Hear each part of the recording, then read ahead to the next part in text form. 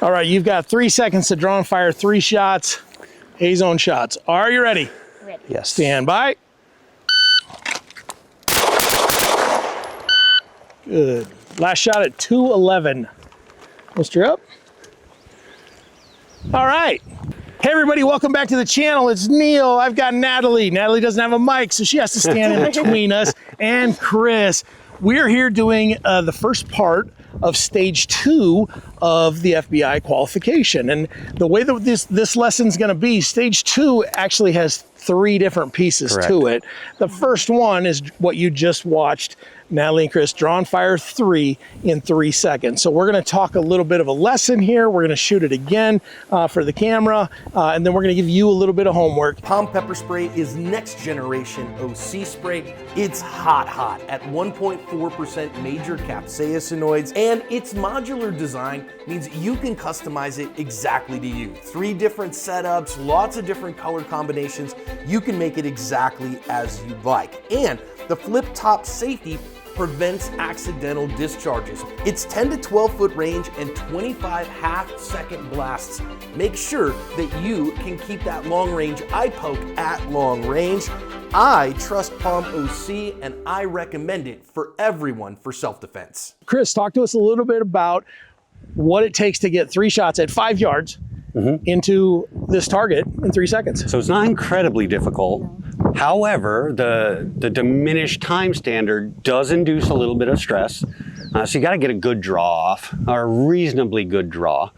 And then your follow-up shots just kind of hold it together and run the 3. So it's not super difficult, but you want to make sure your draw is pretty solid. Yeah. I think the thing to remember now, we're also talking the QIT 99 target. That's a big and forgiving target. And at 5 yards, I think of the place that we're aiming is it comes into play here. Really? Right? Yeah, it can. Yeah. So if you're aiming at the headshots, the top of the bottle, there's a lot less there for you to, there's less forgiveness for you rather than aiming at the bottom part of the bottle, because you've got all that extra space. And then the other thing I think that we need to consider is our grip. We've got to have a good, positive, 100% control grip, and we've got to be able to maintain that. That's where this practice comes in. So as we get that draw, if we don't have the grip that we need, we've only got 3 seconds to get these shots off. A lot of time. And so we've got to fix that grip potentially on the way. Natalie, what do you think about the grip as it pertains to this one? How important is that? Well, yeah, I mean, if you spend 2 of your 3 seconds fixing your grip, then you've only got 1 second to get your 3 shots off, you know? And I think that an important piece of this is not running a little bit too confident and too fast and losing that 3rd shot, you know? I'm in, but that's exactly what happened to me. Like, so 1, 2 went well, and I kind of rushed the timing on 3, and it's in. But if I was aiming for the head, when you guys see the target, you'll understand, I would have mic'd that one if I'd have been up in the head. Yeah, exactly. And so I think it's an important thing. You've got to get that grip, and the grip really can all be figured out in your dry fire. We've did an entire series of dry fire preparing for this, but now if we're really preparing for it, you got to do some of it live fire. You got to get to know who you are, what your grip is, and all that kind of stuff. And you can shoot this cold and probably pass if you just did all the dry fire, but this is going to make it so you're going to pass at the 90 or better, which is their instructor level. And that's kind of our goal. Would love to see everybody shoot this at a 90% or better passing rate. And if you don't come out and work on this stuff at the range, it's probably not likely to get you to that level. You can probably pass at the 80. It's going to be harder. It's going to be a little bit harder. So, a couple of the challenges you're going to have, your range might not let you draw and fire. So you may have to do all of this from a low ready. If you do it from a low ready, I always tell people, take a full second off of whatever if there's a draw involved and you can't draw, so in this case, it would be fire 3 in 2 seconds, which is actually kind of the next piece of this. Right. That's next week's video. But what else do we need to think about as we do this? So for me, what I think about, especially if you're dry firing this, what people are going to want to do is draw like whack, whack, whack. That's what people are naturally going to want to do. But if you think about the time, so if we just use like our Chicago's, like one Chicago, that's how much time you have. The key with all of these is not letting the time dictate your shooting. Right. Because let's talk worst case scenarios. You get in one where you leave one off the table, you get one over time. Okay, you can miss what, 5 over the course of the qualification. But if you rush, the chances of having 1 hit over time can easily equate to 2 misses because you're chasing time. Yes. So what Chris is talking about there, at least what I'm hearing, is that if you rush that last shot because you're worried about the time and you go over time, that counts as a miss. But if you miss that, that also counts as a miss. So now you've got 2 misses. And that's just how the thing gets scored. So think about that. If you can't manage the time because you haven't done this live and you haven't come out and practiced it, you can get the shots that you can get. Or if you have a fumble, stay in it and get the shots on target that you need. Yep. Like what happens is people will crumble under the timer and make mistakes that compound. Yep. Versus just, okay, that mistake happened, I can move on, I have 4 more shots and still make a 90. Exactly. You can miss a few and still get a 90, so it's not that big a deal. But if you've heard that second beep and you're like, oh no, I got to throw one more, and you throw it out from a miss, now you've essentially given yourself 2 misses as the scoring works. So that's a bit of a challenge. After that second beep, you have all the time in the world to make that last shot. So. Now, yeah, and we'll talk more about getting all the shots off long before the second beep in another video as we go back a little bit, because there's some stuff there that we can learn from it. But for this week, let's shoot it one more time and then do homework, okay? Okay. All right, here we go. Let's get to 5. All right, I'm gonna trust Natalie's distance on this one because she's been spot perfect today. Back here. All right. All right, shooters, are you ready? You got 3 in the gun? Actually, Why don't you check quick? Yeah. Yep. All right. All right, shooters, stand by. There we go. That was a 280, I think, and then your decocker messed up my timer, so it counted that as a shot. But you guys were well under your shots. Let's go up and look at the targets quick, and then we'll talk homework. That is the shot I was talking about earlier on the 3rd shot on the 1st iteration. Now, what we're doing with these targets, anything within the AC counts, which is still less forgiving than a Q target, but that's obviously not where my group is, so that was timing. Now, if I'd have been shooting up here and sent that, or had drawn up into this area and shot that, that would have been a miss. Yep. So that's something that you just gotta be mindful of. In the body, it doesn't matter. Anything in here is in. Yep. But it doesn't make me happy. All right, Natalie, how'd you do over here? You know, I think I did pretty well. I kept them all in. I have 1 line right here. I'm not sure which shot that was, though. That was your last shot. Last shot on the last iteration. Yep, last shot on the last iteration. Yeah, so exactly what I was talking about, how you can't get excited that you've gotten the first 2 and missed that last one. I almost had that out of the A zone, and technically that would still be a hit, but... Ride the happy pony right into the poop corral. Yeah. Now, because we are active self-protection, we do not do second takes. I don't even know if I'm on here, so let me get this so I can see this, because we do all transparency here, right? So what everybody in the comments is going to say is, what about that one? That was a camera issue. That was my fault. So this one actually doesn't count, but it's still inside. Yeah, it's still a hit. It's still a hit. So when you're asking about that, that was Dad not running the camera right. So mind you can your blame business. Them. Yeah. All right, let's set this back just a little bit here. All right, let's talk homework. What do we do when we get to the range when we want to work on this particular stuff?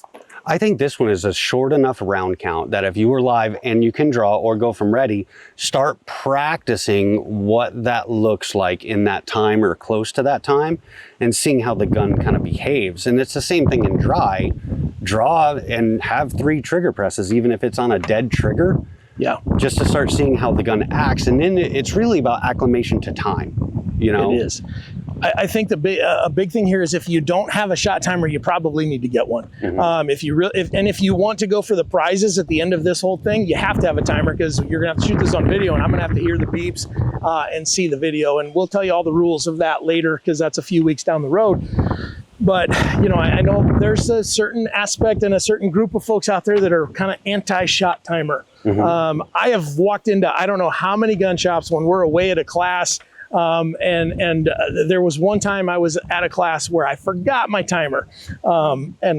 Yes, I packed it like an idiot and I forgot my timer. So there was this huge gun store that said shooting sports, whatever. It was in their name. And I walked in and I was like, hey, do you have any shot timers by chance? And literally the person behind the counter is like, what's a shot timer? And I'm like, and then they said, well, let me go ask Larry in the back. And I'm making up names. I don't know who this was. And Larry came out, the old guy that's been shooting forever, no idea what a shot timer was. Wow. So and then when I told him, he's like, well, what do you need that for? And I'm like, you're a shooting sports place. Why don't you have, so again, if you want to measure this and you want to get better, if you think that you can just draw and fire 3 and go, that was about 3 seconds, there's a thing called time dilation that goes in our brain. And sometimes we feel like it went way faster than it did. Sometimes it's way slower than it did. But with the tool, you can actually measure it. And just know. When you're building a house, you have a tape measure for a reason. So you can measure the stuff and make things, straight and square and everything's the same size, unless it's me, because I can't run a tape measure very well. But you got to have the tools to do this. You can get par timers that are free to download on your phone. They don't work great at the range, but they work. So there is ways for you to do this, on the cheap if you need to. But Range Tech makes a timer. What's that thing? $80, less than $100. I like the Commander is the one I'm kind of currently using. That thing's a little more spendy, and you're going to wait 7 months to get it. There's a million timers out there. So and you can get them on Amazon. Yeah, really, and so you can have one tomorrow if you need it. So have a timer and understand what that is. But for the dry fire portion of this, download the free one on your phone, and you're going to get a beep, 3 seconds, and a beep, and really get a feel for what that is. And so your homework is go to the range, set your par timer, and get a feel for this. What happens to the gun? And things to pay attention to is, where are your sights? If you're a dot shooter, where's your dot going? What's happening to it in the middle of this string of fire? This is half of a bill drill. And this is why I love the bill drill, because the bill drill, you have 3 more shots and you get all kinds of data, especially if you're a dot shooter. You just see that thing zipping all over the place. There's a lot more dot activity going on. Yeah. If you're an iron shooter, totally fine. I don't care, because I'm not going to be at your gunfight. I think the dot's better, but you get to do you. The dot gives you a little bit less visual data, just simply because it's a bigger piece, and you don't see the movement near as much, but you can see movement if you look for it. And there were masterclass shooters long before dots started, and there will be them forever still in iron. So I personally choose to shoot a dot. You get to shoot whatever you want. So if you're an irons guy, knock yourself out, but pay attention to what that front sight is doing in your 3 seconds, because you can fix that with your grip. If you see it going way up and over, I just need to add a little more pinky. If you see it going this way, maybe I didn't have my hand on all the way, so there's some things that you can do in your homework on this. And again, you have to have a range that's going to let you do 3 rapid fire. They're going to call 3 and 3 seconds rapid fire at some ranges. You're going to have an RSO come running over telling you to slow down.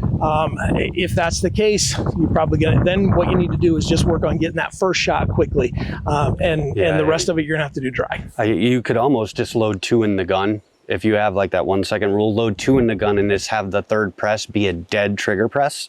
Yeah. And then kind of just try and do it that way. Bang. There's ways around. Yeah. But to go back on one thing you were kind of saying. So I'm going to give you guys the clue to good shooting. You can do it over and over and over and over again and never get better. But what he's talking about paying attention to the data that the gun's trying to give you, if you interpret that data and make changes, the shooting changes. Yeah, the results change. So there's that. And they can change both ways. They can get worse. Right. But then, throw that away. And so, what I like to do is shoot something, pay attention to, and once I've had the same challenge come up 2 or 3 times, if I'm shooting everything a high right, if I'm shooting 1 high right, okay, that was a grip issue. I'll fix that later. But if I'm shooting 3, 4, 5 high right, now I need to figure this out. So I come up with a hypothesis. First, I got to confirm my 0. Okay, that's cool. Then, maybe it's something with my pinky. So let me play with that a little bit. And did that bring it down? No, it didn't. Well, maybe it's something with my support hand. Did that bring it down? And so that's how we get better, is we make a hypothesis and then we test it but we have to pressure test that. Yep. And a lot of that, you can do a lot of that pressure testing in dry fire, but ultimately you have to go pull the trigger on a live gun to really pressure test that stuff and see what it is. So get to the range, do some of this. Hopefully your range is going to allow you to draw and fire 3 in 3 seconds. Some ranges out there, most ranges nowadays are starting to let people draw and fire, but you have to go through their certification. So you may have to take a holster class from them to get them to okay you, because the reality is they're liable and it's an insurance thing. They don't want you to accidentally shoot yourself and then sue them. So I totally understand why ranges do that. We're pretty fortunate that, the places we go typically, well, they always let us, or we can't go there because we can't run our classes if they won't let us draw. But understand that, folks. Don't get mad at your range. Don't get mad at the RSO. He's just enforcing policy. But ask them, if they say you can't draw, ask them, do you have a class to certify me in drawing here? If they say, no, we don't, maybe look for another range. That's okay too, but don't get angry with them and don't come into the comments complaining that we're the only lucky ones to get to do this, because I know all over the country there are ranges that allow you to do it. Just got to find one. You catch a lot more flies with honey than you do complaining. The closest range to my house, which is literally half a mile from my house, cannot draw there. I can't draw there. And I have all the insurances, all the references. I get it. It is what it is. And so it's their stuff, it's their business, and this is America. They get to set the rules because they're a private business. So please don't get frustrated with them. Just go find some place that you can. And if they absolutely won't let you, and you can't find a place, then do it dry and work on the stuff that we've showed you. But ultimately, we got to pressure test this. You're probably not, if you can't find a place that you're going to be able to draw your gun, you're not going to be able to play in our little challenge anyway, because you have to do a video of you actually shooting the whole thing. And that's going to be unfortunate, but it is what it is. And I'm confident that 99% of you will be able to find a range where you can do this. So thanks for watching. We'll see you next time.